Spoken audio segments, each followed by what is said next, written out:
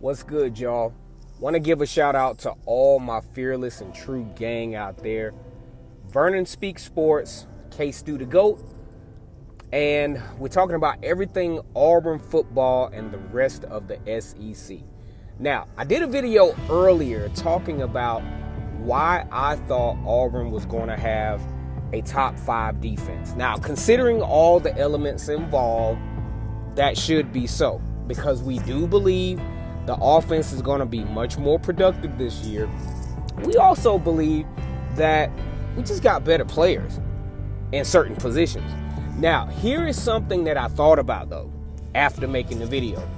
We have really, Auburn has really struggled very secretly. And I'm going to tell you what has happened.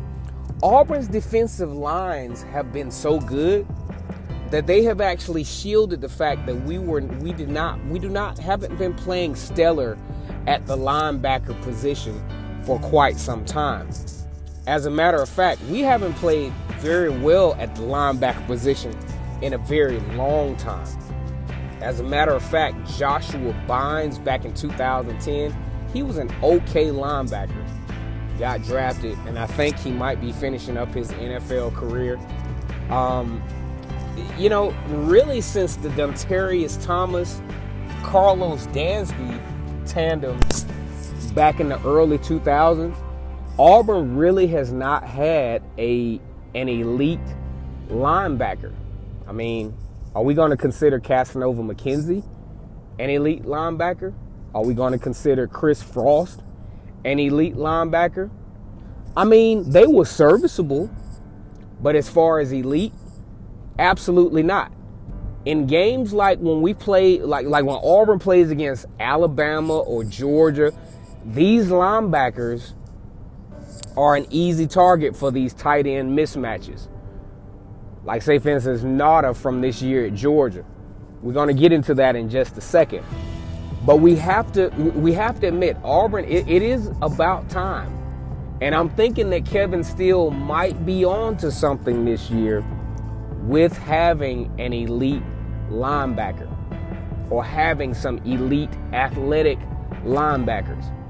Because we have to be honest, Trey Williams was not a bad linebacker, but he wasn't elite. Would he have started for the University of Alabama? No, he would not have. As a matter of fact, he may not have even been on the team. And guys, I'm War Eagle through and through. I love Auburn, but I have to be honest. Our linebacker play has been very suspect for the last few years. Now, Deshaun Davis. I think Deshaun Davis has the heart of a freaking lion in the middle of the jungle, and he will fight his way out of that thing. But the thing is, he had more heart than actual ability. First of all, his arms are too short. He was too short. He was a little bit too stocky. The hip movement just wasn't there. His ability to fight through blocks just wasn't there. He was an offensive coordinator's dream when it comes to creating matchups, because he really just didn't match up well in those wheel routes, in those athletic tight ends. Case in point, the play against LSU. I mean, if he would have been an elite linebacker, in my opinion, he would have been able to defend that pass that was thrown over his head for the touchdown that led to the LSU comeback. Don't get me wrong, I absolutely admire Deshaun Davis, and I wish him well, even as he pursues the NFL. But Deshaun Davis is not an elite linebacker. He plays way over his head. He has a heart he has the heart of a lion. He has the heart of a champion.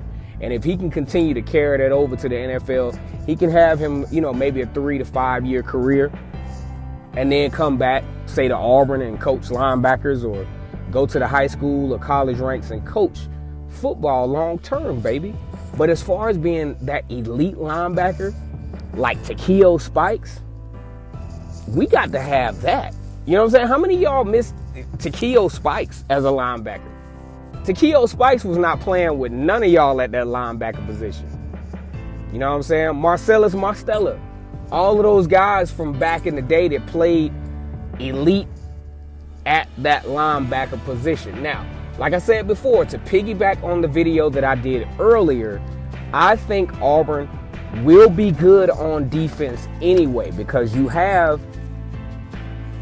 KJ Britt, who I believe is a great downhill run defender. I also think he's athletic enough to hone his skills as a pass defender.